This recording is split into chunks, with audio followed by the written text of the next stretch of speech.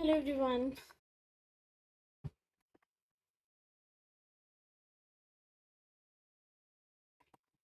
Tell me if I'm audible. Audible हूँ, visible हूँ, screen दिख रही है.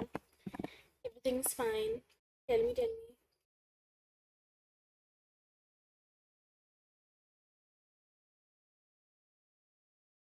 चलो, hope I'm live.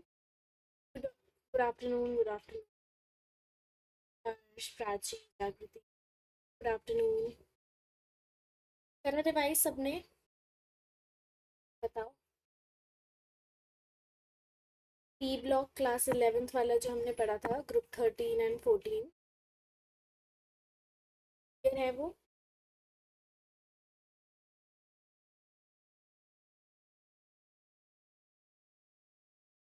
चलो. Good afternoon. Good afternoon. Good. चलो. आई नो लास्ट क्लास मैंने आपको बोला था दैट आपका सिलेबस खत्म हो गया है एंड ऑल. बट फिर मैंने रिव्यू देखा, तो उसमें था दैट ग्रुप 15 16 17 एंड 18, जो मतलब हमने 13 14 करा है ना, तो 15 16 17 18 भी आपके मतलब you have to know some things about that. उससे क्वेश्चन ऑब्वियसली आते हैं. एंड मतलब वहाँ वो क्वेश्चन से एटॉमिक रेडियस पे आ गया या फिर आपका आयोनाइजेशन एंथैल्पी पे आ गया, तो they give that questions as a part of periodic. But इस चैप्टर से अगर आप थोड़ा सा डिटेल में पढ़ लोगे तो आपके लिए वो इजी हो जाएगा. That's basically what I am trying to say. तो कोई नहीं, पढ़ ही लेते हैं, हमारे पास टाइम है अभी बहुत. तो आज हम ग्रुप 15 एंड ग्रुप 16 कर लेंगे. जो आपको कंपाउंड्स ऑफ द एलिमेंट्स पढ़ना है, उसमें बस फर्स्ट कंपाउंड लिखा है उन्होंने आपके सिलेबस में. तो मतलब हमें जैसे अगर ग्रुप 15 में नाइट्रोजन है, तो हमें सिर्फ नाइट्रोजन के कंपाउंड्स पढ़ना है. हमें फॉस्फोरस और आर्सेनिक इन सब के कंपाउंड्स नहीं पढ़ना है. ठीक है. Okay. But again I would like to say कि आप जब जब आपका पूरा सिलेबस सारे सब्जेक्ट्स का ख़त्म हो जाए, तब आप अगेन जो डिलीटेड है ना, जो डिलीटेड पार्ट है, जो बिल्कुल ही डिलीटेड है, उनको भी आप तब भी एक बार ज़रूर पढ़ लेना. Since you have time, you should not afford to leave anything. ठीक है. जैसे कुछ एसिड वाला पार्ट है, hypophosphorous, hyper phosphorous acid, hyposulphurous, ये सारी चीज़ें आपका उसमें आ जाएगा कहीं ना कहीं. तो अभी हम नहीं पढ़ रहे क्योंकि वो डिलीटेड है. But I would like you, अगर आपका सिलेबस बिल्कुल प्लान जो हमारा चल रहा है उसके अकॉर्डिंग अगर ख़त्म होता है, तो you can do it. At least NCERT से एक बार रीड आउट कर लेना, ताकि ये ना हो कि हम आपको बिल्कुल आइडिया ही ना हो कि वो टॉपिक क्या है. ठीक है. So let's begin today's class. आज क्या डेट है भाई? अक्टूबर आ गया. अगस्त 1 से हमने स्टार्ट करा था, फिर हम बीच में September 1 की डेट भी मैंने आपको बताई थी, और आज है October 1. Sorry, October 2. सॉरी, 2 मतलब कितने महीने हो गए हमें पढ़ते हुए? 2 महीने हो गए. 2 months. We have been in a journey of 2 months together, you and me and all my regular students. And 2 महीने में हमने हमारा टारगेट था 3 मंथ्स में सिलेबस कंप्लीट करने का, but we have already 15 October तक तो आपका पूरा हो ही जाएगा. So in less than 3 months we have completed our inorganic के 5 चैप्टर्स. एंड टोटल मिला के सारे सब्जेक्ट्स का मिला के कितने ही आपके चैप्टर खत्म हो गए हो, आई गेस आपको पता ही है. बहुत अच्छे से आपका सिलेबस कवर हो रहा है. बच्चे आ क्यों नहीं रहे? मैं टेलीग्राम पे मैसेज कर देती हूँ.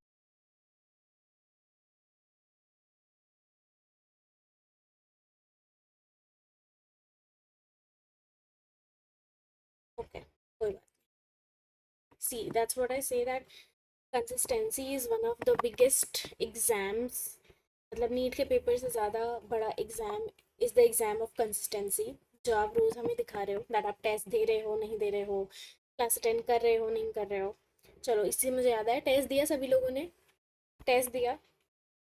किस किस ने दे दिया है टेस्ट? बताओ. क्या है, सभी लोगों ने टेस्ट या नहीं दिया अभी तक? बताओ.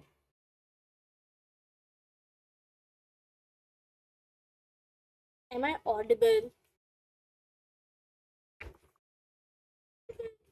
Yes I am Audible.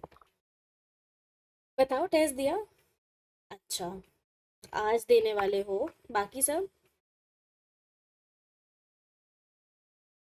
Okay Prachi, take care. But बच्चे, मतलब when you start feeling well please try and give the test, at least attempt करो, क्योंकि आप, आई नो आपने पढ़ाई तो करी ही है, तो जितना करा है उससे एटलीस्ट एक बार देकर देखो, ठीक है? बाकी लोग,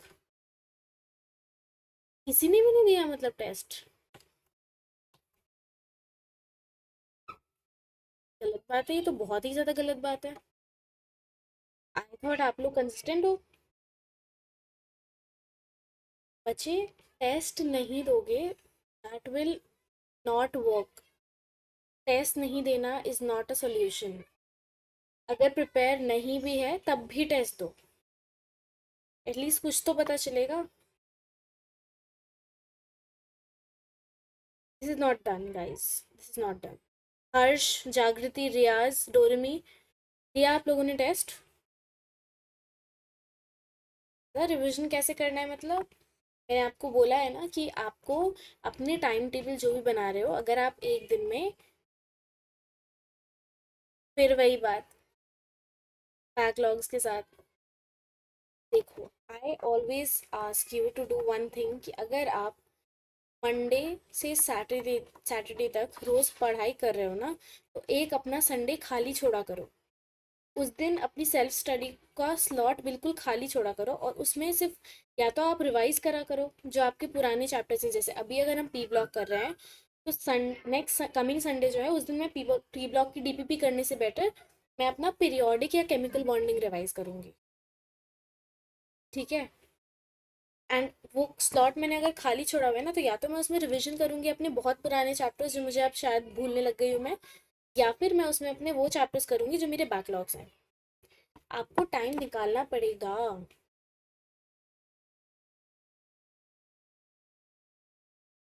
किसी ने नहीं दिया मतलब टेस्ट, ठीक है? फिर मैं बोल दूंगी आपके मेंटोर्स को, बताती हूँ, फिर घर पे फ़ोन करेंगे ज़रा। I'll talk to your mentors. This is not done, this is actually not done. Test हम लोग बहुत अच्छे से बनाते हैं, एंड इस बार के आप अगर लेवल देखते क्वेश्चंस के, तो आपको एक्चुअल में पता चलता कि जो पढ़ाई कर रहे हो, नहीं कर रहे हो, उसका कितना फ़ायदा हो रहा है, कितना मतलब कितना आप ग्रास्प कर पा रहे हो। ऐसे हो गया तो फिर। Okay, hello Shiv, good morning, why so late? Test दिया? जागृति, टेस्ट अच्छा नहीं गया? इनऑर्गेनिक की बात कर रहे हो या ओवरऑल? देखो यार, मैं आपको वही बोलना चाह रही हूँ। सी, अभी आपके पास बहुत टाइम है, लाइक 6 मंथ्स यू हैव, ठीक है? अभी आपके पास मौका है अपने। अच्छा, मैं ठीक हूँ Shiv, thank you so much for asking. Test दिया आपने? देखो, आई एम टेलिंग यू, अभी स्कोर ऊपर नीचे होंगे। And why is that? क्योंकि देखो, आपका धीरे धीरे हम चैप्टर्स बढ़ा रहे हैं ना, नंबर ऑफ चैप्टर्स की। पहले से 2 चैप्टर आ रहे थे, 6 चैप्टर आ रहे हैं, धीरे धीरे 12 चैप्टर आएंगे, फिर साथ साथ में 90 चैप्टर भी आएंगे साथ में, है ना? तो स्कोर अप डाउन होना होना इज फाइन, ओके। बट अगर आप इसी डर से नहीं लोगे, सी, अभी आपके पास इतना टाइम है, यू हैव 6 मंथ्स, ठीक है? 6 मंथ्स में आपको दो चीज़ों पे फोकस करना है।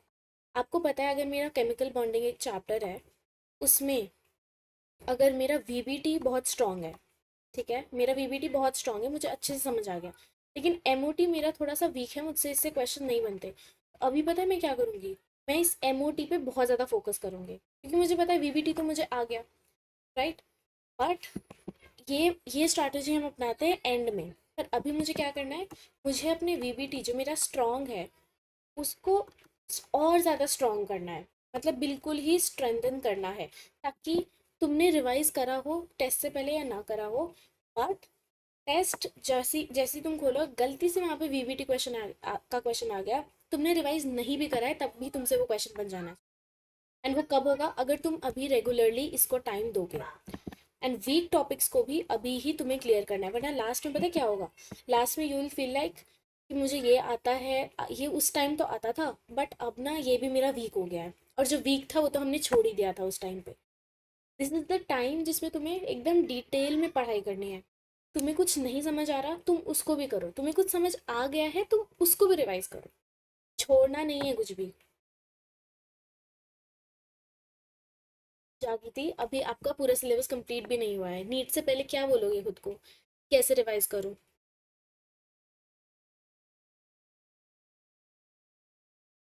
बच्चे, टाइम टेबल बनाओ। See, I always tell you, plan your month. आपको पता है, ठीक है? आपके टेस्ट हम किस हिसाब से लेते हैं? जितना आपका सिलेबस हुआ होता है, जितना आपका सिलेबस सारे एजुकेटर्स कवर कराते हैं, उतना आपका टेस्ट में आता है ना? अब देखो, अगर तुम्हें पता है कि तुम्हारा 30 सितंबर को टेस्ट था, 15-15 दिन के गैप में होता है, तुम उन 15 दिन को प्लान क्यों नहीं करते? 15 दिन मतलब 2 हफ्ते, राइट? तुम्हारे लेक्चर्स चलते रहेंगे एक तरह, एक दिन में ज़्यादा से ज़्यादा 4 लेक्चर होता है, उससे ज़्यादा तो नहीं होते, है ना? तो तुम्हें जब पता है कि जो हम लेक्चर में पढ़ रहे हैं वो टेस्ट में आएगा, जो आज लेक्चर में हो गया वो तो टेस्ट में आएगा ही आएगा। तो जो टॉपिक तुमने आज लेक्चर में कवर करा, तुम इसकी डीपीपी करते होगे, राइट? एक प्लान, एक शीट बनाओ, तुम लिखो ये वाला चैप्टर है, इसका आज हमने, ये देखो, I will just show you only कैसे करते हैं। देखो, तुम लिखो 15 डेज प्लानर बिफोर टेस्ट, ठीक है? Before test. अब तुम क्या करोगे? तुम यहाँ पे लिख दोगे that let's say periodic, chemical bonding, फिर हमारा DNF, फिर कोऑर्डिनेशन कंपाउंड्स, फिर हमारा पी ब्लॉक। तुम्हें पता है ये सारे चैप्टर हो चुके हैं, ये वाला चैप्टर अभी चल रहा है ना? ठीक है, ये तुम्हें पता है। तुम उसके आगे लिखो लेक्चर, फिर उसके आगे एक और कॉलम बनाओ DPP, फिर उसके आगे एक और कॉलम बनाओ PYQ, फिर उसके आगे एक और कॉलम बनाओ रिविजन। ये तुम्हें हर टेस्ट से पहले करना है। फिर तुम क्या करोगे? ऐसे ही अपने हर हर हर उसके लिए बनाओ, हर सब्जेक्ट के लिए। तुम बोलोगे कि हाँ, मैंने इसका लेक्चर तो देख लिया था, मैंने इसके भी सारे लेक्चर्स देख लिए थे, लेक्चर नंबर 1 2 3 4, ऐसे करके इसमें और सेपरेट कॉलम्स बनाना, 1 2 3 4 सब में टिक टिक टिक, हाँ मैंने सारे अटेंड कर लिया था, मैंने इसकी DPP भी कर ली थी, राइट? उस टाइम पे तुमने कर ली होगी। और अभी तुम्हें क्या करना है? तुम वापस उस DPP को खोल के देखो। Why? Because you have to check कि तुम्हें अभी तक याद है वो या नहीं याद है। तुम रैंडमली उसकी DPP खोलो, DPP खोल के क्वेश्चन बनाने शुरू करो। देखो क्या तुम्हें याद है। अपना खुद का असेसमेंट करो, ठीक है? तुमने DPP खोली, तुम चेक करो कि क्या तुमसे जो क्वेश्चन उस टाइम पे बन गए थे, क्या अभी भी वो बन रहे हैं?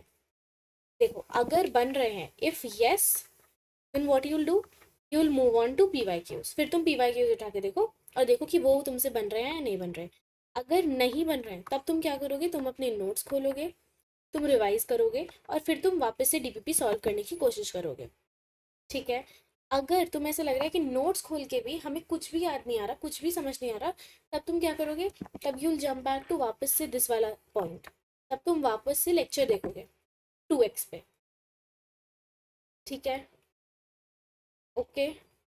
फिर उसके बाद टेस्ट से पहले अपने जो तुम्हारे शॉर्ट नोट्स हैं या तुम्हारे जो नोट्स हैं नॉर्मल, उनको रिवाइज करोगे ही करोगे, ठीक है? You have to check. अगर तुम टेस्ट से पहले ये सोच के जा रहे हो कि हमने उस टाइम पे अगस्त फर्स्ट वीक में पीरियोडिक पढ़ा था और मुझे अभी तक याद रहेगा, तो ऐसा नहीं होने वाला। तब तुम्हारा स्कोर गिरेगा ही गिरेगा, क्योंकि मैं सच में इनऑर्गेनिक का बता रही हूँ, मैं धीरे धीरे टेस्ट का लेवल बढ़ा रही हूँ। इस बार जिसने अभी तक टेस्ट दिया है उसको पता चल गया होगा, तुमने तो अभी तक टेस्ट दिया ही नहीं है, तो तुम्हें तो पता ही नहीं होगा कि क्या लेवल बढ़ा है, राइट? टेस्ट तो तुम दे नहीं रहे हो ना, तुम्हें सब आता है, टेस्ट की क्या ज़रूरत? I really talk to your mentors. जो फ्री वाले बच्चे हैं, तो आप भाई देख लो, आप सच में देख लो वेयर यू आर स्टैंडिंग। जो मेंटोरशिप वाले बच्चे हैं, एटलीस्ट उनको हम फोर्स करा के टेस्ट दिलवा देंगे। जो आप लोग हो, I can not say anything. Test ना देना is the worst mistake you can ever make in your preparation. Follow this step, follow this planner. मैं सच बता रही हूँ, अपने आप को खुद को चेक करो। तुम्हें कोई भी चैप्टर लग रहा है ना कि इस चैप्टर, मुझे पी ब्लॉक तो मैंने अभी लेक्चर करे हैं, तो ये तो मुझे आता ही होगा, इसको मुझे बस रिविजन देनी है, ठीक है? Okay, I get that. But क्या तुमने केमिकल बॉन्डिंग पे चेक करा कि तुम्हें सब कुछ याद है या नहीं। कैसे चेक करोगे? नोट्स खोल के नहीं, तुम सीधा उसकी डीपीपी खोलो या तुम उसके रैंडम पीवाईक्यूज खोलो, खोल के देखो क्या तुमसे क्वेश्चंस बन रहे हैं, क्या तुम्हें सारे कॉन्सेप्ट्स याद आ रहे हैं। If yes, then good, just go move on to this step, बिल्कुल फाइनल रिविजन। तो अगर नहीं हो रहे हैं तो एक स्टेप पीछे जाओ, एक और स्टेप पीछे जाओ, ठीक है। क्लियर हुआ? थम्स अप दो अगर ये नेक्स्ट टेस्ट से तुम लोग फॉलो करने वाले हो। आज से स्टार्ट करो, आज से तुम्हारे पास 15 डेज होंगे टिल द नेक्स्ट टेस्ट, ठीक है। तब तक तुम्हें ये प्लानर अपना बना के रखना है और हर टेस्ट से पहले बनाओगे फॉर ऑल द चैप्टर्स, क्योंकि धीरे धीरे अभी ये पी ब्लॉक तक है, हमारा तो ये लास्ट चैप्टर है, बट शायद अभी तुमने फिजिक्स में रे ऑप्टिक्स तक करा है, उसके आगे अभी फिर सेमी कंडक्टर्स आएगा, मॉडर्न फिजिक्स के टॉप चैप्टर्स आएंगे, ईएमआई आएगा, एसी आएगा, फिर मैग्नेटिज्म आएगा। ये सब आते रहेगा तो क्या आप पुराने मोशन वाले को भूल जाओगे, काइनेमैटिक्स को भूल जाओगे? नहीं ना। तो तुम्हें एक टेस्ट करना है खुद को। माइक्रोब्स वाला चैप्टर अगर अभी पढ़ रहे हो तो अचानक से जंप करो बायोलॉजिकल क्लासिफिकेशन पे और देखो क्या तुम्हें याद हो रहा है। याद है अभी तक सारी फैमिलीज, सारे नेम्स, सारे मेथड्स ऑफ रिप्रोडक्शन? खुद को टेस्ट करोगे तभी तो पता चलेगा। सीधा जाके टेस्ट में बैठ जाओगे और टेस्ट में बैठ कर रियलाइज करोगे कि हमें तो कुछ याद ही नहीं है, तो क्या फ़ायदा टेस्ट देने का, अगर तुम प्रिपेयर्ड ही नहीं हो टेस्ट के लिए। आज सब लोग जाके मुझे टेस्ट आज के आज तुम्हारी छुट्टी होगी, in case you have school, in case you have college, आज तुम्हारी छुट्टी होगी। I want you all utilize this छुट्टी, यूटिलाइज द हॉलीडे, इसको वेस्ट नहीं करना है।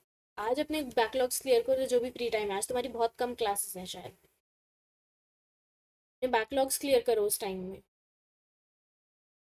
और टेस्ट दो। आई वॉन्ट नेक्स्ट क्लास से पहले एक क्लास और लूंगी मैं पी ब्लॉक की। You all are moving very very slow, sorry to say, but इतना स्लो चलोगे नहीं होगा। पर्सनल मेंटोरशिप के बारे में आपको पता ही है। यू कैन, मेरा मूड खराब कर दिया तुमने, आई थॉट टेस्ट देकर आए होगे। You can use my code KJ1111 in case you want to talk to me directly. कोई नहीं, सिर्फ 4 क्लासेस के बाद भी बहुत टाइम बचता है, ठीक है। टाइम निकालोगे तो टाइम निकलेगा। यही सोचते रहोगे कि हम बहुत बिजी हैं, हमारी बहुत क्लासेस हैं, सारा टाइम क्लासेस में ही चला जाता है, कुछ नहीं होने वाला। KJ1111 is my code which you can definitely use in case you want personal mentorship। देखो पर्सनल मेंटोरशिप वाले बच्चों को मैंने बता ही दिया, अगर उन्होंने टेस्ट नहीं दिया होगा तो उनको ज़बरदस्ती इनके घर पे कॉल करा जाएगा, उनके ऊपर एक प्रेशर होगा दैट हमें टेस्ट देना ही है। अगर आप फ्री में यूट्यूब से पढ़ रहे हो, आपके ऊपर कोई प्रेशर नहीं है, आप इग्नोर करोगे मेरी बातों को, टेस्ट नहीं दोगे, टेस्ट नहीं दोगे, मार्क्स नहीं आएंगे, मार्क्स नहीं आएंगे, नीट के टाइम पे फंसोगे। तो बेटर है, आज लास्ट डेट है इस ऑफर का। We are, it was originally 5000 का, बट आज अगर तुम मेरा कोड यूज़ कर लोगे, आज लास्ट डेट है, तुम्हें ये फ्लैट 1000 रुपीज़ ऑफ 4000 में मिल जाएगा, ठीक है। चलो, इतने सुंदर नोट्स बना के लाई थी मैं तुम्हारे लिए और तुम पढ़ते ही नहीं हो, पढ़ते ही नहीं हो। चलो आ जाओ। पी ब्लॉक का हमने ग्रुप 13 और ग्रुप 14 कर लिया है, ठीक है। नहीं करा है अभी तक आप लोगों ने तो जाके देखना है लेक्चर में, we have already covered, okay. तो पी ब्लॉक एलिमेंट्स का आपको पता ही है, NS to NP 1 to 6 होता है, और जितने इस इधर ग्रुप, जितने इलेक्ट्रॉन्स उतना ही आपका ग्रुप बढ़ता जाए, राइट। इस चैप्टर में क्लास 12th में जो आपका पी ब्लॉक एलिमेंट्स है उसमें ग्रुप 15, 16, 17 और 18 है। जो हमने करा था 13, 14 वो क्लास 11th का है, ओके, विच इज डिलीटेड। तो ये वाला पार्ट तो हमारा है। तो ग्रुप 15 का देखो, इलेक्ट्रॉनिक कॉन्फ़िगरेशन क्या होती है, NS2 NP3, और इसकी स्पेशलिटी दैट इनमें हाफ फिल्ड p ऑर्बिटल्स होते हैं, मतलब इनकी स्टेबिलिटी बहुत ही ज़्यादा क्या है, हाई है, ठीक है, क्योंकि हाफ फिल्ड है ना, देखो हाफ फिल्ड है तो ये बहुत ही ज़्यादा स्टेबल होते हैं। अब देखो इस ग्रुप में कौन कौन से एलिमेंट्स होते हैं, nitrogen, phosphorus, arsenic, antimony, bismuth, ठीक है। और इसको याद करने की मैंने क्या ट्रिक बताई थी, नाना पाटेकर आस्ट सेब भेलपुरी, ओके। अगर आपने पीरियोडिक में याद करा होगा तो अभी तक याद होगा, वरना क्या ही बोलूँ मैं तुम्हें, गुस्सा दिला दिया तुमने आज। तो देखो जो हमारे N और P, नाना पाटेकर जो है ये एक नॉन मेटल है, आस्ट सेब मेटलॉइड है और भेलपुरी क्या है, हमारी मेटल है। ठीक है, ओके, ये तुम्हारा मेटल है। तो इसी हिसाब से तुम ऑक्साइड्स का नेचर भी बता सकते हो। जो हमारा नाइट्रोजन होता है ना, इसका साइज बहुत ही ज़्यादा स्मॉल होता है और ये मल्टीपल पी पाई बॉन्ड्स बना सकता है। अगर तुम्हें इसका मतलब नहीं पता, अब ये देखो, मैंने भी पी पाई बॉन्डिंग बोली, अगर तुम्हें क्लिक हो गया कि हमने वीबीटी में पी पाई पढ़ी थी बॉन्डिंग, तो मतलब तुम ठीक हो, मतलब तुम्हें याद है। बट अगर बिल्कुल ही क्लिक नहीं हुआ, बिल्कुल समझ नहीं आया दैट व्हाट इज दिस पी पाई, मतलब रिवाइज करने की ज़रूरत है। That's how you check on yourself. और ये नाइट्रोजन क्या होता है, बहुत ही ज़्यादा इलेक्ट्रोनेगेटिव होता है। इस ग्रुप की ऑक्सीडेशन स्टेट बताओ क्या क्या हो सकती है। +3 हो सकती है या फिर +5 हो सकती है। अगर इसकी कॉन्फ़िगरेशन NH2 NP3 है, अगर सिर्फ बाहर वाला दिया तो +3, अगर 3 + 2 दोनों दे दिए तो क्या हो जाएगा, +5। ठीक है, तो ये किस किस के साथ रिएक्ट करते हैं, हाइड्रोजन के साथ भी रिएक्ट करते हैं, हैलोजन के साथ भी करते हैं और ऑक्सीजन के साथ भी करते हैं। देखो कितने प्यारे नोट्स बनाए मैंने, इससे ज़्यादा। एटॉमिक रेडियस देख लो, कोई एक्सेप्शन नहीं है। Down the group size increases. Ionisation energy भी देखो, कोई वो नहीं है, down the group decreases. Electronegativity में भी कोई एक्सेप्शन नहीं है, down the group decreases. But यहाँ पे एक चीज़ देखो, हमारे पास ग्रुप 14 और ये 15 और ग्रुप 16 का है एलिमेंट्स, कार्बन नाइट्रोजन ऑक्सीजन। तो 2s2 2p2 होती है इसकी कॉन्फ़िगरेशन, इसकी 2p3 और इसकी 2p4 है ना, क्योंकि ये हाफ फिल्ड है, मैंने अभी आपको बोला 2p3 इज हाफ फिल्ड, तो इसकी स्टेबिलिटी, आयोनाइजेशन एनर्जी सबसे ज़्यादा होती है। तो नाइट्रोजन की ज़्यादा होगी ऑक्सीजन से और ऑक्सीजन की ज़्यादा होगी कार्बन से। ठीक है, तो what is your order, group 14, फिर ग्रुप 16 और सबसे ज़्यादा होती है हमारे ग्रुप 15 की आयोनाइजेशन एनर्जी। क्लियर हुआ। और एक पॉइंट आपको और याद होना चाहिए, दैट नाइट्रोजन कभी भी एलोट्रॉपी, मतलब उसके जैसे हमने कार्बन में पढ़ा था ना, ग्रेफाइट हो गया, फुलेरन हो गया, डायमंड हो गया, वो सब क्या थे, उसके एलोट्रॉप्स थे। नाइट्रोजन का कोई भी एलोट्रॉप नहीं होता। ठीक है, यहाँ देख लो, बॉइलिंग पॉइंट और मेल्टिंग पॉइंट में थोड़ा सा चेंज है। That down the group it increases boiling point, but melting point जो होता है वो आपका, वो क्या होता है ऑर्डर, नाइट्रोजन का फॉस्फोरस से कम होता है, फॉस्फोरस का आर्सेनिक से कम होता है, बट आर्सेनिक का एंटीमनी और बिस्मुथ से ज़्यादा होता है। ठीक है, तो ये पहले तुम इधर जाना है तुम्हें, फिर तुम्हें इधर आ जाना है, बीच में तुम्हारा आर्सेनिक, पहले इधर आ रहा हो फिर इधर आ रहा हो। That's how you can remember the order. Oxidation state पे आ जाते हैं। लोअर ऑक्सीडेशन स्टेट इसकी क्या क्या हो सकते हैं, अब देखो, अभी तक हम क्या पढ़ रहे थे, इसे प्लस ऑक्सीडेशन स्टेट पढ़ रहे थे, बट अब क्या कर सकते हैं, ये इलेक्ट्रॉन गेन भी कर सकता है। ये देखो 2p3 है ना, 3 इलेक्ट्रॉन लूज करना is as comfortable as gaining 3 electrons. Okay, तो इसमें हम ये ऑक्सीडेशन स्टेट भी पढ़ते हैं। और हायर ऑक्सीडेशन स्टेट हमारी +5 होती है। तो टेंडेंसी टू फॉर्म -3 क्या होगी, इलेक्ट्रॉन गेन करने की बात कर रहे हैं हम, इलेक्ट्रॉन गेन। तो आपका नाइट्रोजन गेन कर सकता है, फिर phosphorus, down the group it decreases because of electronegativity. +3 देखो वही, down the group it increases because of inert pair effect. +5 देख लो, इट डिक्रीजेस, क्यों, क्योंकि हमारा NH2 वाला जो ऑर्बिटल होता है वो क्या हो जाता है, इनर्ट हो जाता है, राइट। एंड यहाँ देख लो, जो हमारा बिस्मुथ है ये सिर्फ +3 ऑक्सीडेशन स्टेट शो करता है, बट क्योंकि फ्लोरीन जब आता है, जब फ्लोरीन आता है पिक्चर में, तब ये BiF5 बना देता है। And why is that, because F is very very electronegative, तो वो इसके इलेक्ट्रॉन को कुछ ना कुछ करके अपनी तरफ खींच ही लेगा। ठीक है, now P undergoes disproportionation reaction to form +5 and -3 oxidation state. तो disproportionation is, देखो यहाँ पे HNO2 था, अब यही नाइट्रोजन दो जगह स्प्लिट हो रहा है अलग अलग ऑक्सीडेशन स्टेट में।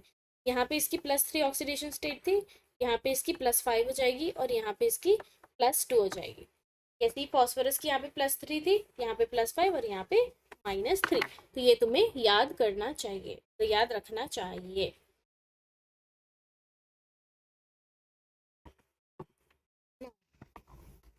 NCl5 does not exist but PCl5 does, why, ये तुम्हें आंसर इसका अभी तक पता चल ही गया होगा, दैट हमारा जो नाइट्रोजन होता है इसकी मैक्सिमम कोवेलेंसी 4 है, डी ऑर्बिटल्स के पास है नहीं जो अपनी कोवेलेंसी एक्सटेंड करे, बट फॉस्फोरस के पास डी ऑर्बिटल्स होते हैं जिस वजह से वो अपनी कोवेलेंसी एक्सपैंड कर सकता है, बट नाइट्रोजन नहीं कर सकता। So that's why NCl5 does not exist, PCl5 does exist. Okay, चलो ठीक है।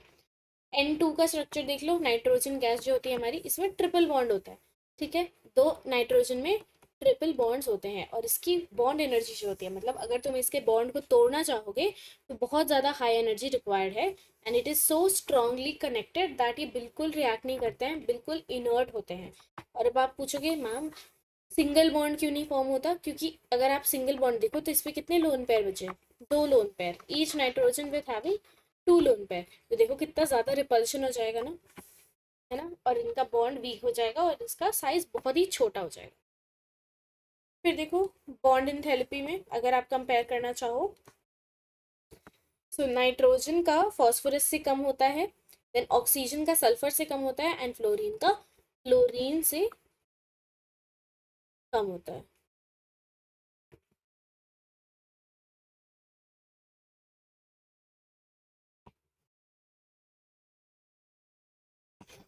ठीक है, अब रिएक्टिविटी विद हाइड्राइड्स देख लेते हैं। हाइड्राइड्स मतलब हाइड्रोजन के साथ। ओके,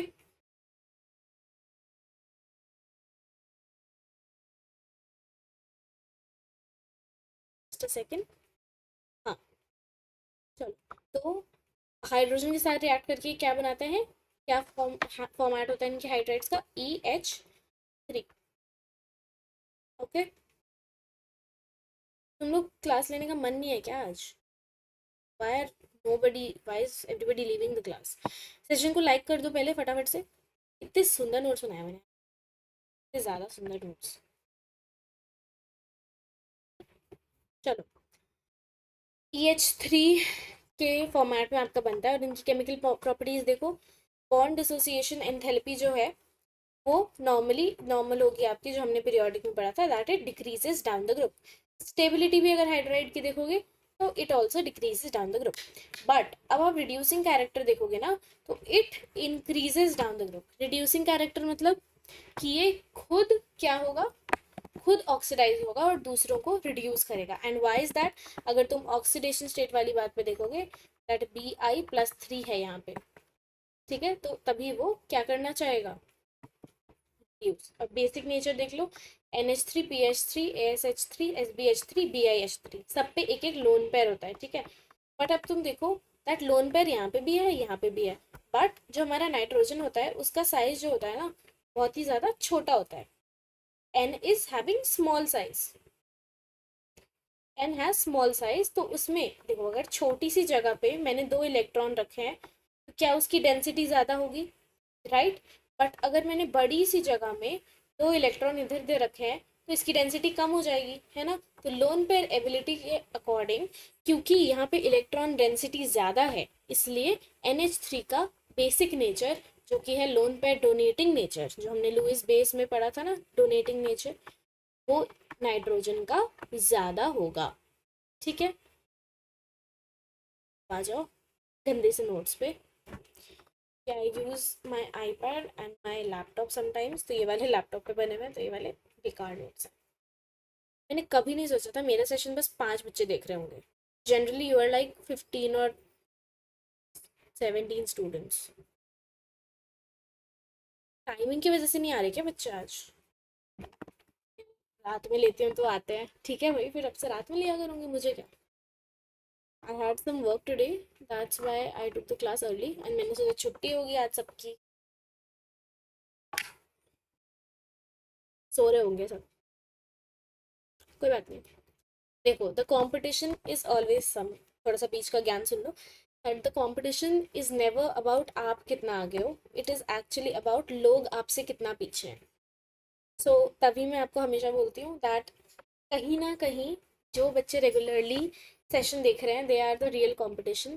जो बच्चे कभी आते हैं कभी नहीं आते, आज नहीं आए, they are a little less efficient to be called as a competition, क्योंकि it is all about percentile in, जितने आप खुद से आगे नहीं बढ़ रहे, लोगों के पीछे होने की वजह से आप आगे दिखाई दे रहे हो। तभी मैं बोलती हूँ जो आपकी दोस्ती यारी फ्रेंडशिप्स सब भूल जाओ अभी, क्योंकि एक भी बंदा अगर आप उसे हेल्प कर रहे हो, लाइक हेल्प करना इज ओके, ग्रुप स्टडी करना is okay, but never let you go fall back behind because of someone else, never let anyone go ahead of you, You have to be the number one always. That's it.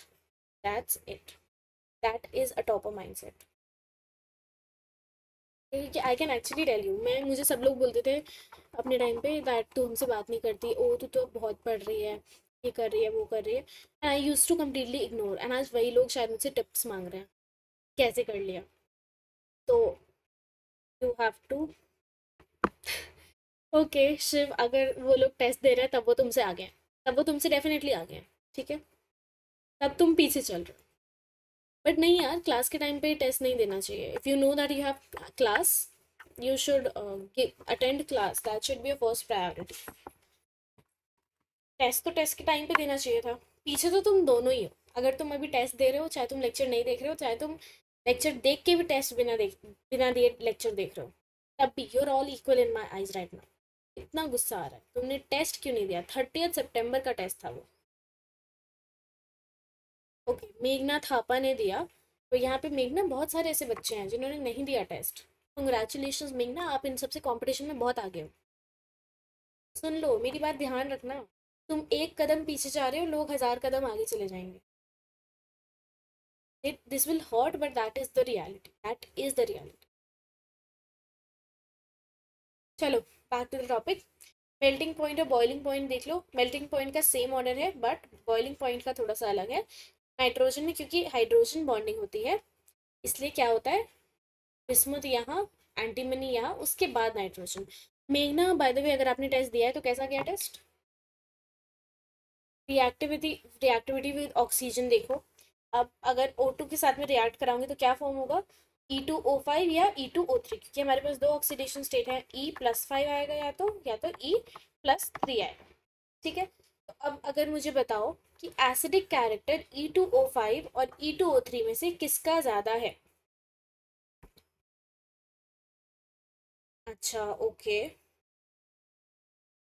And inorganic का बताओ, सिर्फ inorganic के questions बने आपसे?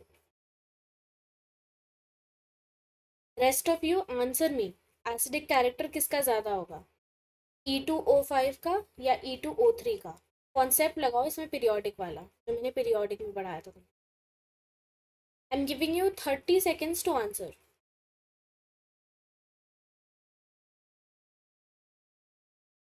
Tell me.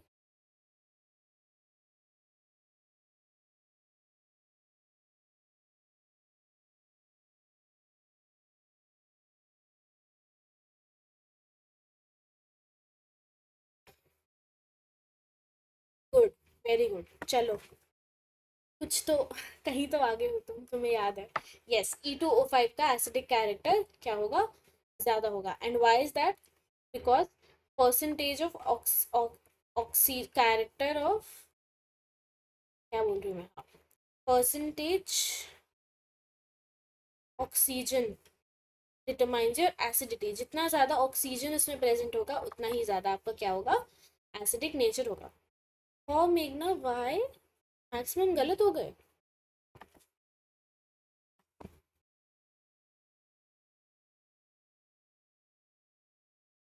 Okay चलो, इसके बारे में बात करती हूँ मैं लोगों से।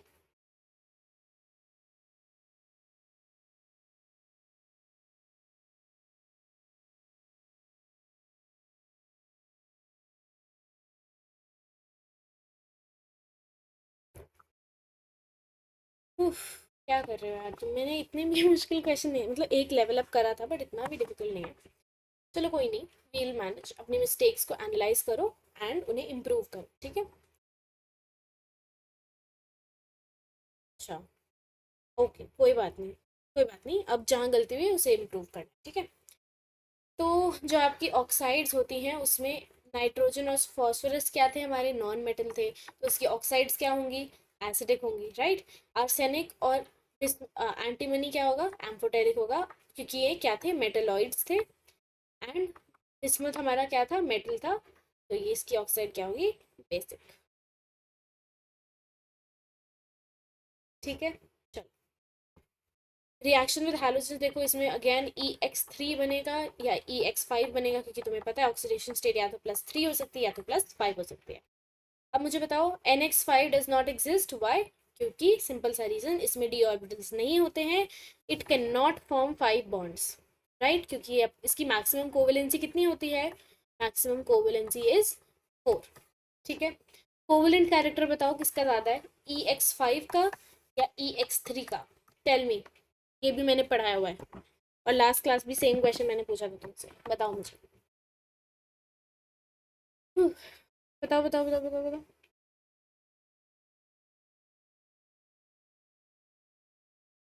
Tell me, I am giving you 30 seconds to answer.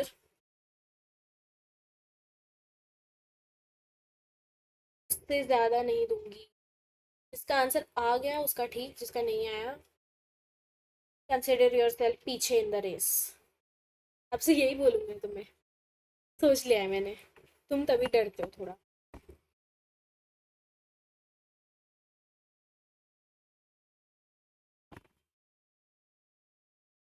Your 30 seconds are about to be over. बताते ही नहीं हो यार, कैसे हो तुम।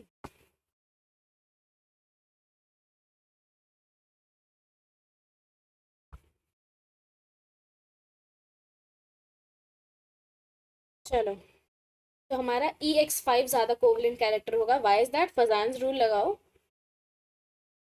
Just the higher the charge the higher the covalent character. ठीक है, यस। काफी लेट आंसर आया तुम्हारा, बट ओके कोई बात नहीं। Only NF3 is stable, BiF3 is unstable. ठीक है, तो अगर ट्राई हेलाइड्स की बात करें, NF3 तो स्टेबल होगा बट बिस्मुथ का फ्लोराइड स्टेबल नहीं होगा। आ जाते हैं अब NCERT से करेंगे ये कंपाउंड्स वाला पार्ट, क्योंकि मैं इसमें कुछ भी एक्स्ट्रा नहीं कराना चाहती, जितना NCERT में लिखा है उतना पढ़ लेते हैं, दैट्स मोर देन इनफ। चलो, प्रिपरेशन ऑफ N2 गैस जो होता है, इसको हम क्या बोलते हैं प्यार से, डाई नाइट्रोजन।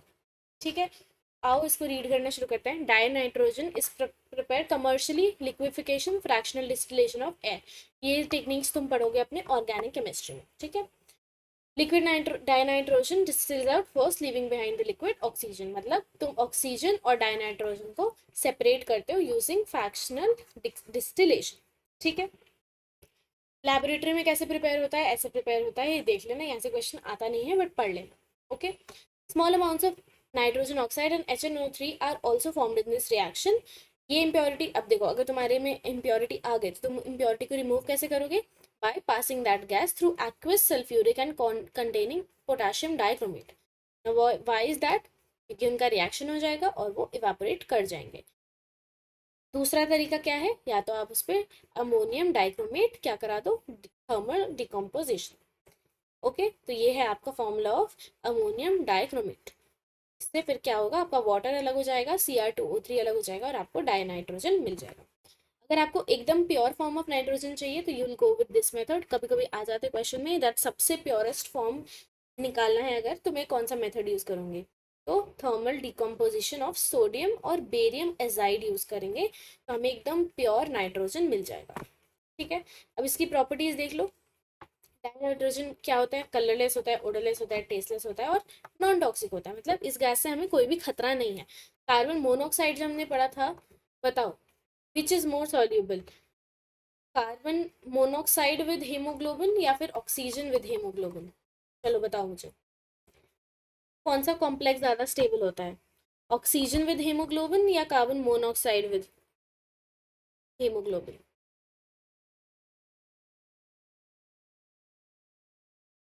ये तो पता होना चाहिए, बेसिक सेंस भी यूज़ कर लोगे तब भी हो जाएगा।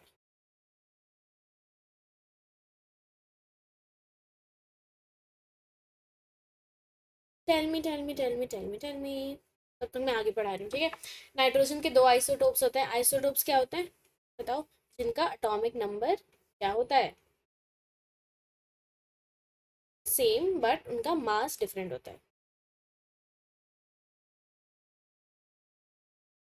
Yes, carbon monoxide is more 300 times more stable then your oxygen वाला कॉम्प्लेक्स, तभी वो क्या होता है, बहुत ही ज़्यादा harmful.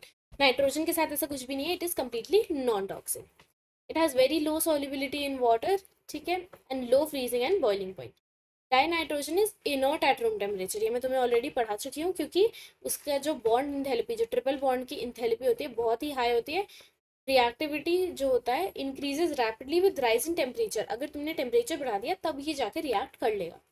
Okay, at high temperature it combines with some metals to form ionic nitrides with non metals covalent nitrides. Okay, तो 6 lithium with nitrogen gives you Li3n, या अगर तुमने Mg के साथ रिएक्ट कराया तो Mg3n2। तो lithium is the only metal from group 1 जो इसके साथ रिएक्ट करता है, ग्रुप 2 के सारे एलिमेंट्स इसके साथ रिएक्ट करते हैं। ठीक है, आगे बढ़ते हैं। It combines with hydrogen at about 773 K in presence of catalyst Haber's process to form ammonia. This is very very important, very very very very very very important. ठीक है, ये रिएक्शन तुम्हें पता होना चाहिए, ये कहाँ आ जाता है तुम्हारी स्टोकियोमेट्री वाले चैप्टर में बहुत यूज होती है रिएक्शन।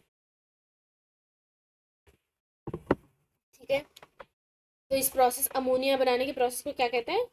Haber's process. ओके, तो N2 + 3H2 gives you 2NH3, this is your ammonia. और ये अगर आपने इसको डाई ऑक्सीजन के साथ फॉर्म कर दिया at very high temperature 2000 kelvin, तो ये क्या बना देगा? Nitric oxide. What is nitric oxide? NO। NO is nitric oxide. Compounds of nitrogen पढ़ लेते हैं। First is the ammonia. Ammonia की प्रिपरेशन आपने देखी ही अभी। Ammonia present in small quantities in air and soil, right. ये रिएक्शन है यूरिया से कैसे आपका अमोनिया बनता है। ठीक है, PYQ आया हुआ है यहाँ से इस रिएक्शन के बेसिस पर। ठीक है, तो इस रिएक्शन को अच्छे से देख लेना, यूरिया का फॉर्मूला अच्छे से देख लेना। ठीक है, on a small scale ammonia is obtain from ammonium salts which decompose when treated with caustic soda CaOH twice or calcium hydroxide. Sorry, caustic soda is NaOH and calcium hydroxide is CaOH twice. ठीक है, तो दोनों ही case में तुम्हें क्या मिल जाएगा? NH3। तो तुमने अगर अमोनियम सॉल्ट्स में या तो कैल्शियम हाइड्रोक्साइड मिलाया या फिर कॉस्टिक सोडा NaOH मिलाया, तुम्हें क्या मिल जाएगा? Pure form of ammonia. ठीक है, लार्ज स्केल पे अगर तुम्हें चाहिए तो तुम हार्वेस्ट प्रोसेस यूज करोगे। ये भी एक PYQ है कि अगर लार्ज लार्ज अमाउंट में मुझे चाहिए अमोनिया तो मैं कौन सा प्रोसेस यूज करूंगी? मैं हमेशा हार्वेस्ट प्रोसेस यूज करूंगी।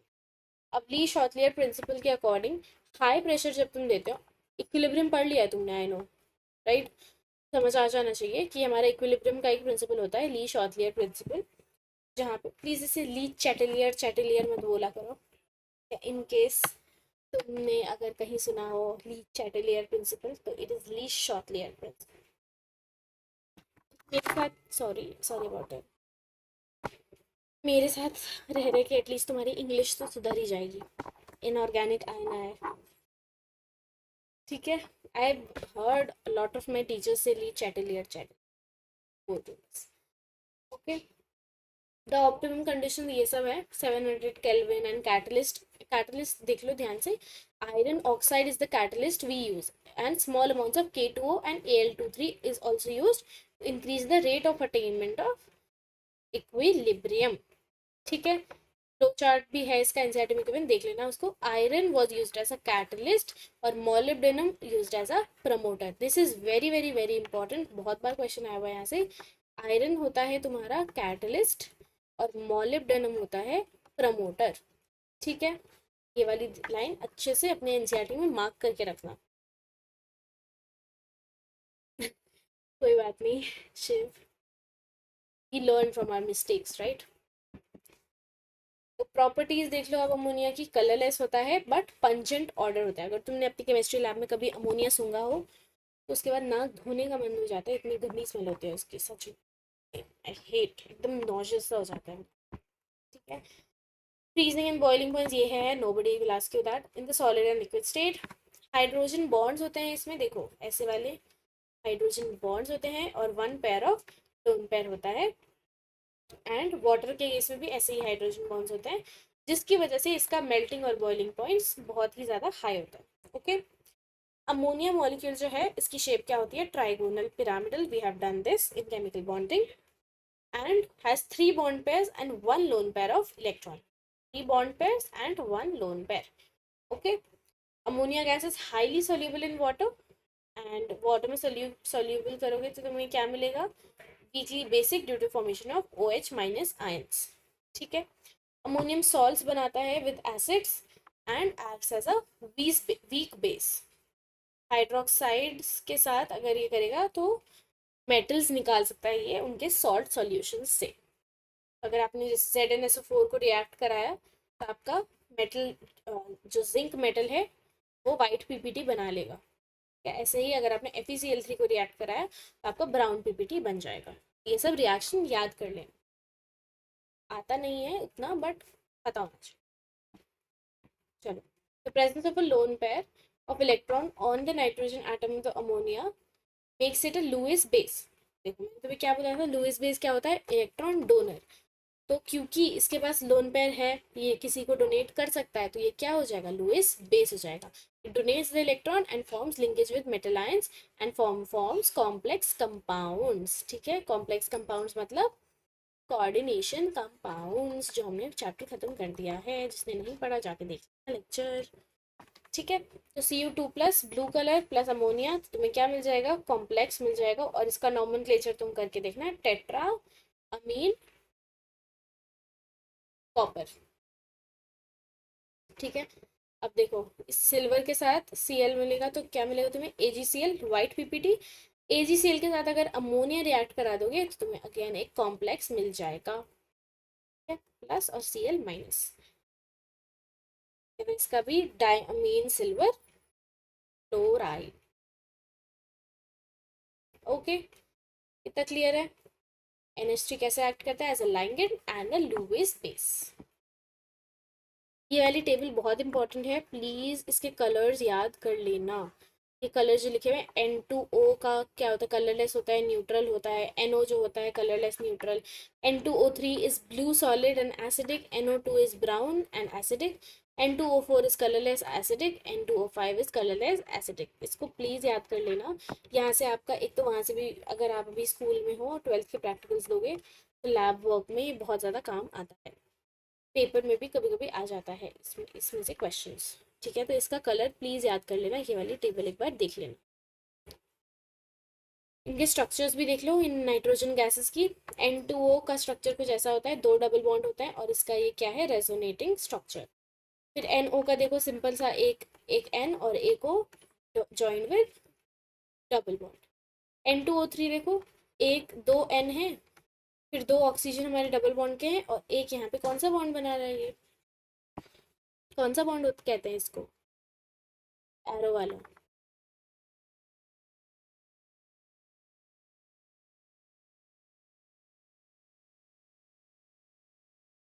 चलो याद करके बताना, इससे ही पता चलता है ना कितना याद है।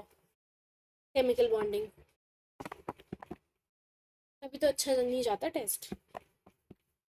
Very good Jagriti Kumari, coordinate, very good.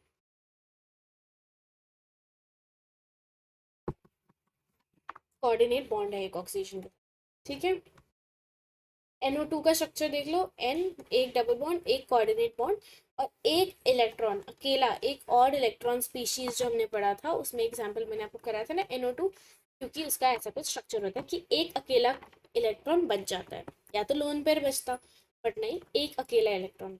ठीक है, 2NO2 क्या बना लेता है, N2O4 का डाइमर। कैसे बनाता है देखो, एक ही इलेक्ट्रॉन डबल बॉन्ड और यहाँ का कोऑर्डिनेट बॉन्ड ऑफ ऑक्सीजन, फिर यही सेम स्ट्रक्चर इधर, तो ये और ये इलेक्ट्रॉन आपस में बॉन्ड बना लेते हैं ऐसे। ठीक है, तो ये तुम्हारा क्या बन गया, डाइमर बन गया N2O4 का। N2O5 का भी स्ट्रक्चर देख लो, दो डबल बॉन्ड वाले ऑक्सीजन, एक O विद सिंगल बॉन्ड और दो कोऑर्डिनेट बॉन्ड ऑफ ऑक्सीजन। ठीक है, तो प्लीज इसको एक बार देख लेना। Let's move down to next. देखो ये सब अब इससे बहुत कम क्वेश्चन आते हैं, बट मैं वही बोल रही हूँ, तुम्हें बस पता होना चाहिए इन सब के बारे में। लैबोरेटरी में कैसे प्रिपेयर करते हैं नाइट्रिक एसिड को, KNO3 को गर्म करके एंड कॉन्सेंट्रेटेड H2SO4 को उसमें डाल के। ठीक है, और सॉरी से स्लीपी, ये थोड़ा बोरिंग सा है ना, इसलिए रीड कर करके पढ़ाने में मुझे अच्छा नहीं लगता।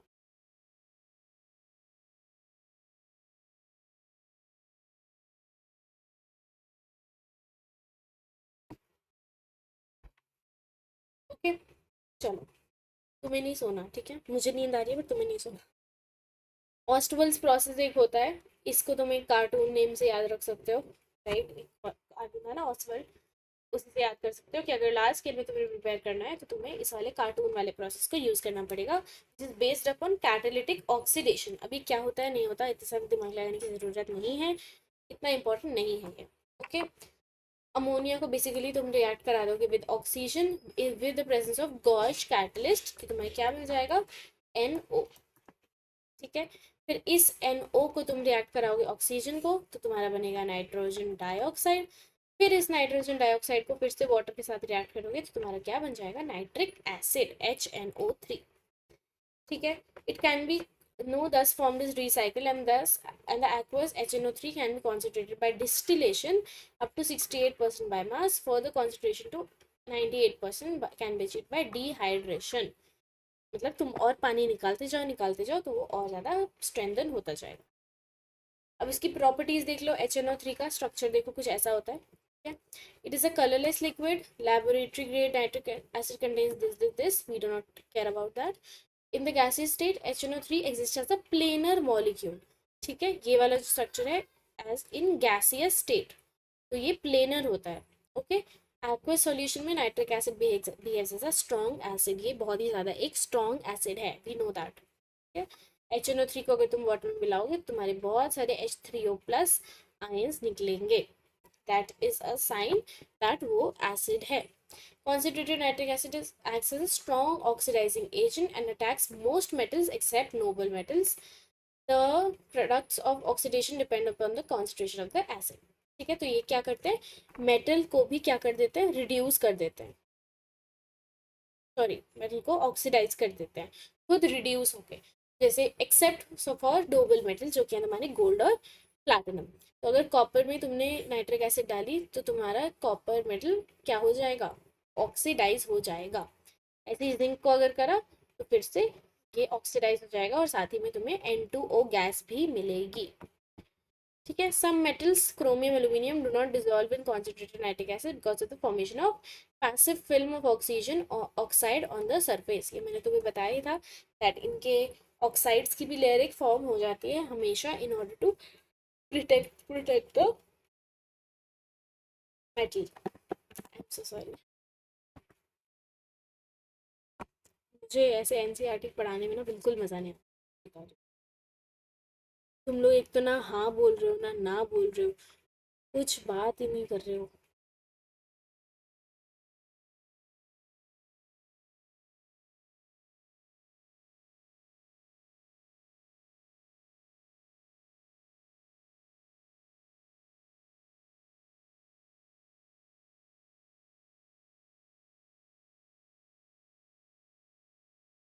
हाँ, चलो, कोई तो बोला, अब से मैं ही बोले जा रही हूँ।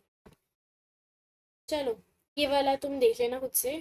अब ब्राउन रिंग टेस्ट एक बहुत इंपॉर्टेंट है, यहाँ से क्वेश्चन कई बार आता है दैट जब तुम जो तुम्हारा Fe2+ होता है ना, ये नाइट्रेट्स को नाइट्रिक ऑक्साइड में क्या कर देता है, रिड्यूस कर देता है। ठीक है, and which reacts with Fe2+ to form a brown coloured complex. तो यहाँ से क्वेश्चन बहुत बार आता है। Test is usually carried out by adding dilute ferrous sulphate, ताकि हमारे पास Fe2+ आयन हो, to the aqueous solution containing the nitrate ion. ठीक है, and then concentrated sulfuric acid is added to the sides of, मतलब तुम test tube में एकदम साइड में डाल सकते हो।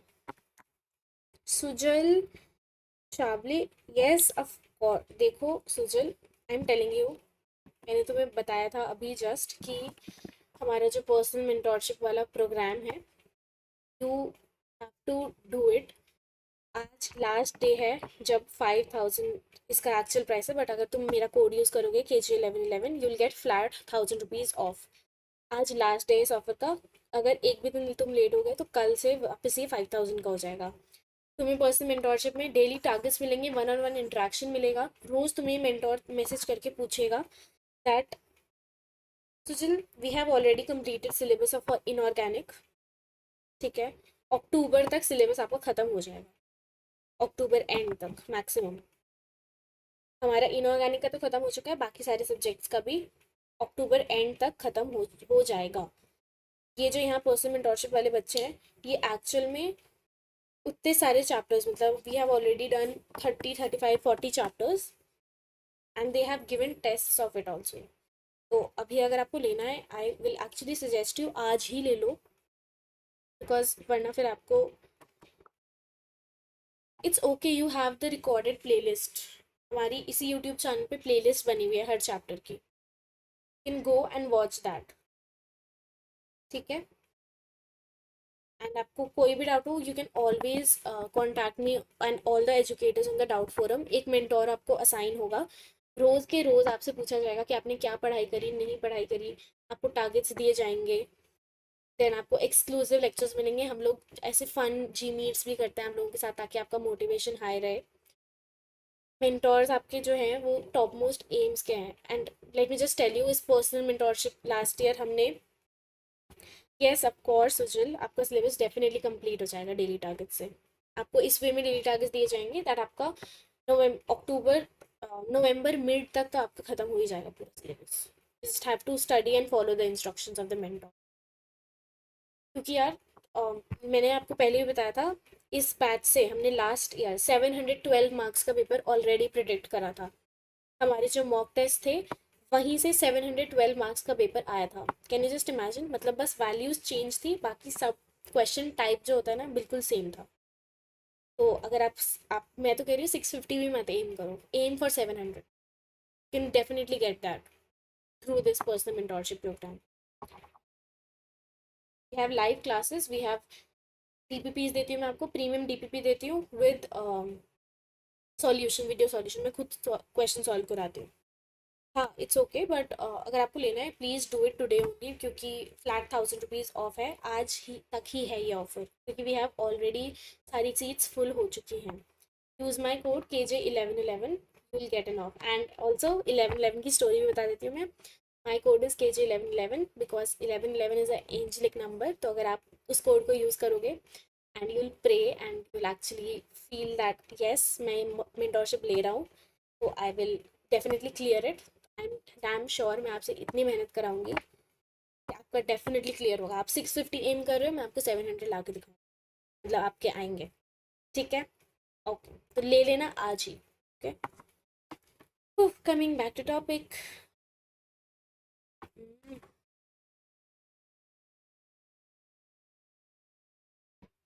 तो हम थे ब्राउन रिंग टेस्ट पे। एक तुम्हें वो गाना याद है हनी सिंह का, ब्राउन रंग? मैंने उसी से याद करा था ये, ब्राउन रंग ब्राउन रिंग। ठीक है, तो Fe2+ आयन तो तुम लेते हो विद एनी लिक्विड जिसमें N+ आयन होता है, नाइट्रेट आयन। एंड तुम साइड साइड में वो नाइट्रिक एसिड डालते हो, एंड उससे क्या होता है, तुम्हें ऐसे ब्राउन रिंग्स दिखने लग जाती हैं in the interface between the solution and the sulphuric acid वाली लेयर के बीच में तुम्हें रिंग्स दिखती हैं। ये एक्सपेरिमेंट अगर कभी करा हो तो दिखता है। और इसमें कॉम्प्लेक्स क्या फॉर्म होता है, ये कॉम्प्लेक्स फॉर्म होता है FeH2O5NO। ठीक है, और इसकी ऑक्सीडेशन स्टेट बहुत इंपॉर्टेंट है, NO+1 फॉर्म होता है, Fe+1 में रिड्यूस हो जाता है, और H2O5 का जीरो ऑक्सीडेशन स्टेट होता है, यू नो दैट इज। ठीक है, 2+। और ये कौन से कलर का होता है, ब्राउन रंग का। ठीक है, चलो फटाफट से ग्रुप 16 भी खत्म करते हैं। फिर 17, 18 हम नेक्स्ट क्लास में कर लेंगे, वो छोटा सा है। 17, 18 नेक्स्ट क्लास में करेंगे, और फिर एक वन शॉट लेंगे आपके S ब्लॉक एलिमेंट्स और हाइड्रोजन का। ओके, ठीक है। ग्रुप 16 जो है इसको हम चैल्कोजेंस वाला ग्रुप भी कहते हैं। इसकी ट्रिक क्या थी, बताना जरा, तुम्हें याद है? O80 ते परोठे खाएंगे, that was the trick. O80, Punjabi में बोलते हैं ना 80, तो 80 ते पराठे खाएंगे, that was the trick to remember this group. चलो, तो आपका ऑक्सीजन और सल्फर जो है वो क्या है, नॉन मेटल्स। आपके सेरियम और ये क्या है, Te मेटेलॉइड, और पोलोडियम क्या है, मेटल है। और कौन सा मेटल, रेडियो एक्टिव मेटल। अच्छा दिख नहीं रहा क्या, अब दिख रहा हो? ठीक है, चलो, अगर मैं इसकी एटॉमिक साइज की बात करूं तो सेम ऑर्डर है, कोई चेंज नहीं है। Down the group size increases, ionisation energy भी सेम है, डाउन द ग्रुप डिक्रीजेस। फिर हमारा आयोनाइजेशन एनर्जी आया, और इसमें एक क्वेश्चन है दैट नाइट्रोजन और ऑक्सीजन में से ग्रेटर आयोनाइजेशन एनर्जी किसकी होती है? फटाफट से मुझे बताओ इफ यू रिमेंबर, नाइट्रोजन और ऑक्सीजन में ग्रेटर आयोनाइजेशन एंथैल्पी किसकी होती है?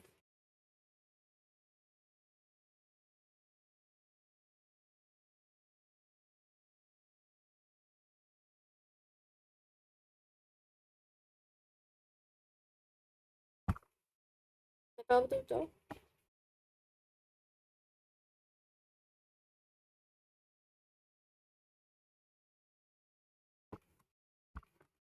यस, तुम अगर इलेक्ट्रॉनिक कॉन्फ़िगरेशन पे फोकस करोगे तो तुम्हें दिखेगा दैट 2p3 जो नाइट्रोजन का होता है that is half filled and इसकी आयोनाइजेशन एनर्जी बहुत ही ज़्यादा हाई होगी। वाई? क्योंकि स्टेबिलिटी है इसमें, क्योंकि हाफ फिल्ड ऑर्बिटल्स है ना, तो इसलिए ionisation energy of nitrogen is greater than oxygen.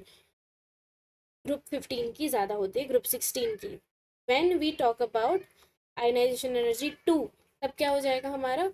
तब ये 2p2 हो जाएगा और ये 2p3 हो जाएगा, तो ionisation energy 2 is greater of oxygen but ionisation energy 1 is greater of nitrogen family. Electronegativity भी देखो, same order, decreases down the group. Oxygen क्या है? हमारा सेकंड मोस्ट इलेक्ट्रोनेगेटिव एलिमेंट। सबसे ज्यादा इलेक्ट्रोनेगेटिव कौन है? फ्लोरीन। ये तुम्हें याद है ना, फॉन्स मैंने बताया था, फॉन्स। ठीक है। इलेक्ट्रॉन गेन एंथैल्पी में थोड़ा सा एक्सेप्शन है एंड दैट इज ऑक्सीजन का सबसे कम होता है electron gain enthalpy. And why is that? इसका छोटा सा साइज होता है, तो अगर तुम छोटे से साइज में बहुत सारे इलेक्ट्रॉन ऐड करा दोगे तो उसमें बहुत ज़्यादा रिपल्शन हो जाएगा, इसलिए आपके ऑक्सीजन की इलेक्ट्रॉन गेन एंथैल्पी सबसे कम होती है। And this is a P Y Q of NEET 2024। ठीक है, this was a question in 2024। देखो कितनी छोटी सी चीज पूछी और तुम्हें 4 मार्क्स मिल जाते सीधा सीधा। ओके। ग्रुप 16 के जो भी एलिमेंट्स हैं सारे के सारे एलोट्रॉपी शो करते हैं। मेल्टिंग पॉइंट और बॉइलिंग पॉइंट का सीक्वेंस देख लो, बस जो आपके लास्ट के 2 एलिमेंट्स हैं इनका ऑर्डर चेंज होगा, बाकी सारा सेम। ठीक है। ऑक्सीजन और सल्फर की मेल्टिंग और बॉइलिंग पॉइंट्स में बहुत ज़्यादा हाई डिफरेंस होता है। And why is that? क्योंकि इनकी एटॉमिसिटी देखो, ऑक्सीजन क्या बनाता है? Die oxygen. और सल्फर क्या बनाता है? S8 बनाता है। तो 8 एक साथ में ऐड होंगे तो ऑब्वियसली उनका मेल्टिंग और बॉइलिंग पॉइंट में बहुत ज़्यादा डिफरेंस होगा ना। 2 लोग साथ में और 8 लोग साथ में, उनकी ऑब्वियसली स्ट्रेंथ ज़्यादा होगी। दैट इज उसका बहुत ज़्यादा डिफरेंस होता है दोनों में। ऑक्सीडेशन स्टेट देखो, वही सेम चीज़ वापस से, NH2 NP4 होती है इनकी इलेक्ट्रॉनिक कॉन्फ़िगरेशन। तो या तो ये 2 गेन करेगा, या तो ये 4 लूज करेगा, या तो ये 6 के 6 लूज कर देगा। ठीक है। तो वही सेम चीज़, -2 की स्टेबिलिटी क्या होगी? ऑक्सीजन की सबसे ज़्यादा, डिक्रीजेज डाउन द ग्रुप। +4 की increases down the group and +6 की decreases down the group. Why is that? Because of inert pair effect. तो ये तो अभी तक तुम्हें याद हो जाना चाहिए था। उसके बाद है हमारा एनॉमलस बिहेवियर ऑफ ऑक्सीजन। इसमें कुछ भी नहीं है, इट्स जस्ट जो हमने बाकी सारे एलिमेंट्स के लिए पढ़ा था। फर्स्ट एलिमेंट का हमेशा एनॉमलस बिहेवियर होता है कि उसका स्मॉल साइज होगा, एब्सेंस ऑफ डी ऑर्बिटल्स होंगे, राइट, वेरी हाई इलेक्ट्रोनेगेटिविटी, वही सब। हाइड्राइड्स के साथ रिएक्ट करेगा तो क्या क्या बनाएगा देखो, ये H2O बनाता है, राइट, फिर H2S बनाएगा, H2SE बनाएगा, इस फॉर्मेट में बनाते हैं ये। ठीक है, EH2 इस फॉर्मेट में बनते हैं इनके हाइड्राइड्स। तो बॉन्ड एसोसिएशन एंथैल्पी अगर देखोगे हाइड्राइड्स की तो decreases down the group. Thermal stability देखोगे वो भी decreases down the group. Acidic character जो होता है वो क्या होता है? Increases down the group. Okay. And basic character जो होता है वो भी increases down the group. And why is that? क्योंकि H2O तो आपका कभी भी बेसिक बिहेवियर शो ही नहीं करेगा, H2O इज ऑलवेज एसिडिक। ठीक है।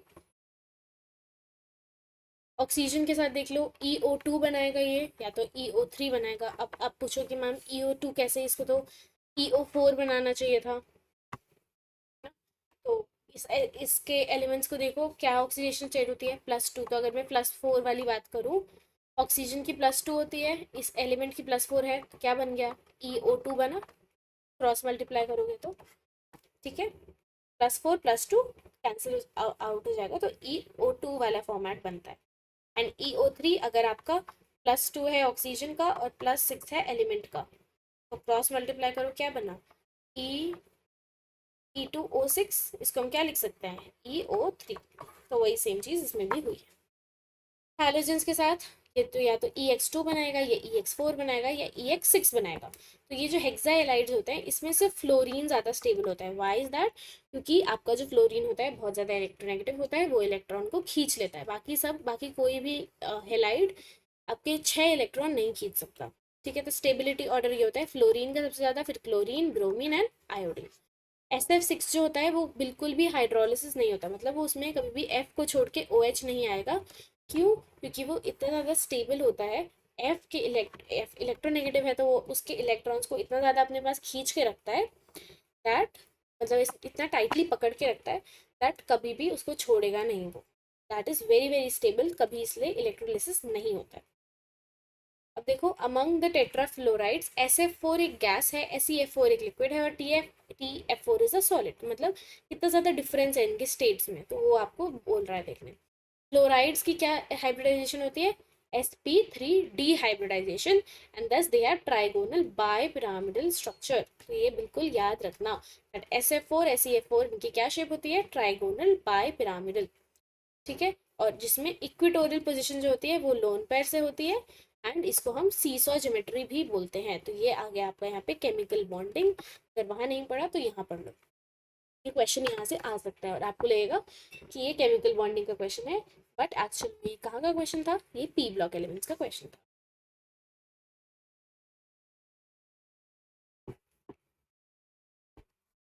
क्लियर हुआ इतना? ऑक्सीजन पढ़े, मोनोहेलाइड्स होते हैं, sp3 hybridisation, dimeric in nature, ये S2F2 S2Cl2 ये सारे तुम्हारे एग्जाम्पल्स हैं, और ये डिस्प्रपोर्शनेशन अंडरगो करते हैं। चलो ठीक है, ऑक्सीजन देखो, डाईऑक्सीजन बोलते हैं हम O2 को। ओके, लेबोरेटरी में कैसे प्रिपेयर होते हैं? By heating oxygen containing salt such as chlorates, nitrates, परमैंगनेट्स।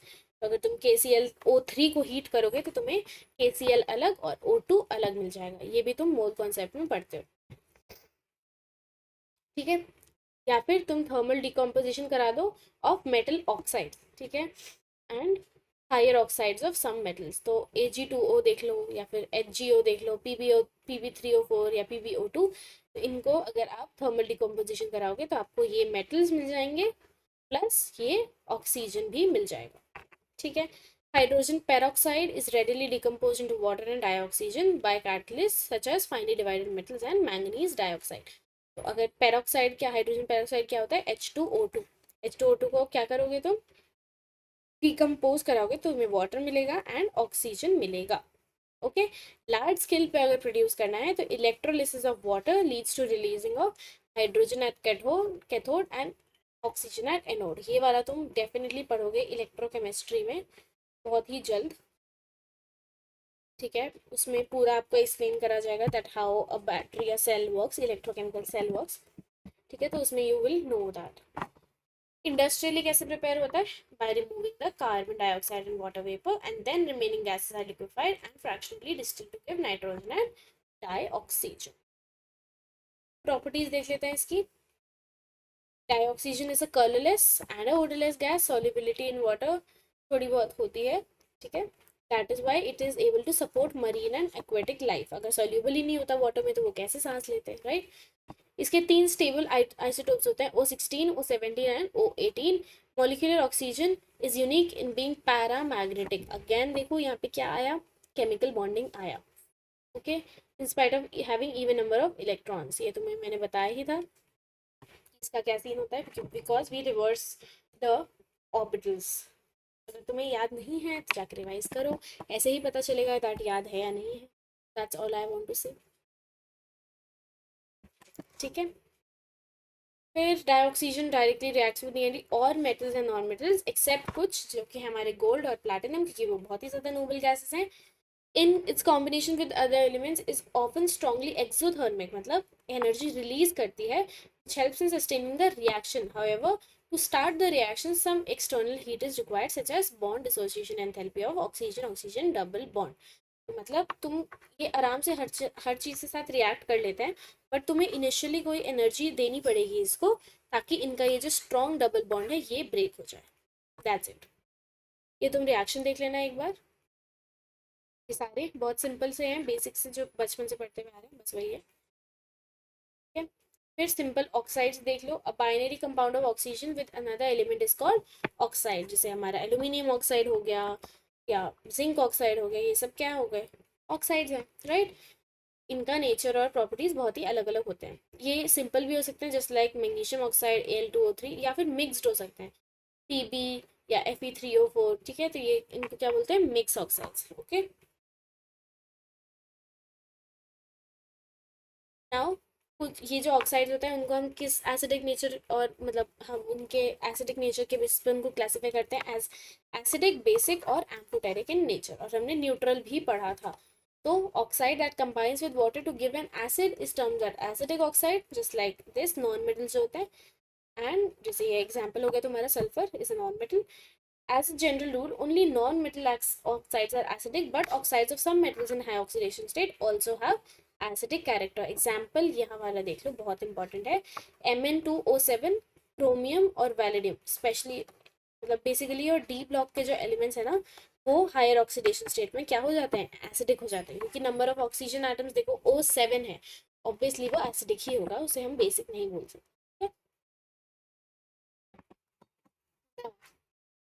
Oxides which give a base with water are known as basic oxides, जैसे कि हमारे मेटल ऑक्साइड्स, ठीक है। Metallic oxides are basic and such, जो डुअल बिहेवियर एग्जिबिट करते हैं they are known as amphoteric oxide, they react with acid as well as alkalines. For example Al2O3 का देख लो, अगर आपने HCl एसिड के साथ रिएक्ट कराया तो ये कॉम्प्लेक्स फॉर्म करेगा, अगर बेस के साथ कराया तो ये कॉम्प्लेक्स फॉर्म करेगा, ठीक है। दोनों ही केसेस में ऑक्टाहेड्रल कॉम्प्लेक्स फॉर्म करता है आपका aluminium. There are some oxide which are neither acidic nor basic, such are called as neutral oxide. इनके एग्जाम्पल लिख लो, CO, N2O, water। इसका मैंने आपको एक निमोनिक भी दिया था, never say no to water, right. तो वही याद है तो ठीक, नहीं है तो रिवाइज करो, और क्या। चलो थोड़ा सा ही बचा है, फटाफट से करते हैं। ओजोन जो है क्या है, एक एलोट्रॉप है ऑक्सीजन का। जो ओजोन लेयर है हमारी प्यारी प्यारी धरती के ऊपर, जो हमें यूवी रेडिएशन से बचाती है, जिसमें अब छेद हो चुका है, that is nothing but oxygen O3, ठीक है। It is too reactive to remain for long in atmosphere at sea level, ठीक है ठीक है ठीक है। Oxygen protects the earth surface from ultraviolet radiations. Preparation कैसे होती है, slow dry stream of oxygen is pass through a silent electrical discharge, conversion to oxygen to ozone occurs, the product is known as oxidized ozonized oxygen। तुमने धीरे धीरे इसको बस एक electrical discharge दिया जिससे वो कन्वर्ट हो जाता है। This is an endothermic process, मतलब तुम्हें एनर्जी देनी पड़ेगी, okay. It is necessary to use silent electrical discharge, जिसकी वजह से ताकि उसे एनर्जी मिले, okay. If concentration of ozone greater than 10% are required, a battery of ozonizers can be used, and this not important. Properties, pure ozone is a pale blue gas, dark blue liquid and a violet black solution. Intensity इसकी धीरे धीरे क्या करती है, increase करती है। तो gas में पेल ब्लू है, लिक्विड में डार्क ब्लू है, और सॉलिड जब हो जाता है तो बहुत ही ज़्यादा डार्क वॉयलेट ब्लैक कलर हो जाता है। Ozone has a characteristic smell and in small concentration it is harmless. However, अगर concentration 100 parts per million से ज़्यादा हो गई, it will become uncomfortable resulting in headache and nausea. Okay, ozone is thermodynamically unstable with respect to oxygen since उसकी जो decomposition होती है into oxygen results in liberation of heat and increase in entropy, that is positive। ये तुम thermodynamics में पढ़ोगे तब तुम्हें समझ आ जाएगा।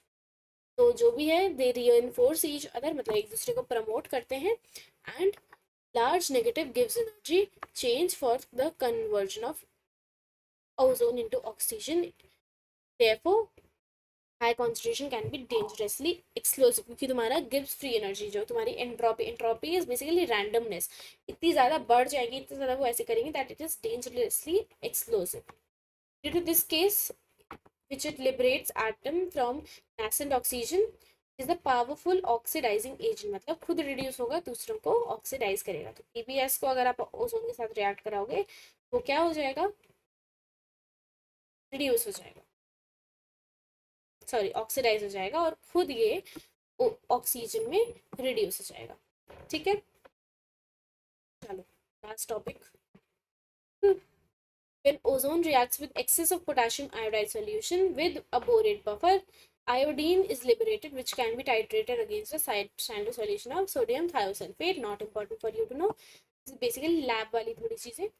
ओजोन लेयर डिप्लीशन के बारे में यहाँ पे लिखा हुआ है that experiments have shown that nitrogen oxide, specially nitric oxide, reacts very rapidly with ozone, and hence possibility that nitrogen oxide emitted from the exhaust system of supersonic jet airplanes might be slowly depleting the concentration of ozone layer in upper atmosphere. मतलब जो हमारे ozone layer है वहाँ पे जो हमारे supersonic jet aeroplanes जब जाते हैं क्या रिलीज करते हैं, नाइट्रिक ऑक्साइड, जिसकी वजह से there is a high possibility that वही ओजोन से कंबाइन करके ओजोन लेयर को डिप्लीट कर रहे हैं. ठीक है. Another threat to the ozone layer is probably posed by the use of freons जो होते हैं आपके रेफ्रिजरेटर वगैरह से निकल रहे होते हैं. एरोसोल स्प्रेज एंड रेफ्रिजरेंट जो हमारे एसी से निकलते हैं, आपके पीएफसीज जो होते हैं, सीएफसी सॉरी, फ्रियॉन्स होते हैं, ये सब आपके ओजोन लेयर को बहुत ज़्यादा डिप्लीट करते हैं. और ये क्वेश्चन कभी कभी आ जाता है अगर आपके एनटीए को बहुत ही ज़्यादा मोरली वाला नेचर लविंग क्वेश्चन पेपर बनाने का मन करा तो. ठीक है. The two oxygen bond lengths in ozone are identical and the molecular is angular and expected at 117 degree. और इसके दो रेजोनेंस स्ट्रक्चर होते हैं कुछ ऐसे. आपने पहले ये बॉन्ड है आपका, ये करा, फिर उसके बाद आपने क्या करा, इस वाले बॉन्ड को तोड़ के यहाँ पे बॉन्ड किया और इस वाले लोन पेयर को वहाँ भेज दिया. ठीक है. So that's it for today. Thank you everyone for joining इन. अब हमारा ग्रुप 17 और ग्रुप 18 बचा है. We'll cover that in next class. आज के लिए इतना ही. किसी को कोई डाउट तो मुझसे पूछो. पर्सनल मेंटरशिप लेना है आज ले लेना प्लीज. आज लास्ट डे है ऑफ दैट ऑफर. अभी के अभी जाके लो, क्योंकि अगर सीट फिल हो गई तो we will close the seats. नहीं ले पाओगे फिर. ठीक है. Okay. Thank you for joining in everybody. Bye bye. Take care. See you next class. इसकी डीपी पे मैं भेजूंगी, सॉल्व करना एंड प्लीज़ टेस्ट दे देना. ये आज ही दे दो टेस्ट. ओके. चलो bye. Thank you for joining.